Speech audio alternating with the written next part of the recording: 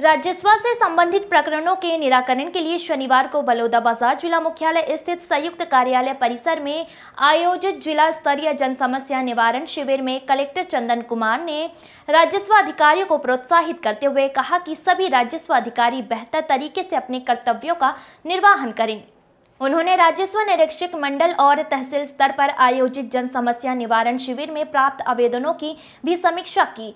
साथ ही आवेदनों में जाति प्रमाण पत्र B1 अभिलेख दुरुस्तीकरण के कार्यों के प्रकरणों का निराकरण पर जोर दिया गया। श्री कुमार ने कहा कि राजस्व में मैदानी अमला वर्तमान में फसल कटाई होने के बाद सीमांकन कार्य को प्राथमिकता से 100% करे, साथ ही नक्शा नवीनीकरण के काम को भी पूर्ण करे। उन्होंने राजस्व अधिकारियों को भी प्रोत्साहित कर राजस्व के प्रकरणों का बेहतर निराकरण करने के निर्देश दिए। शिविर में अपर कलेक्टर BC एक्का के द्वारा राजस्व कार्य से पहुंचे ग्रामीणों को नक्शा और B1 के प्रति भी प्रदान किया।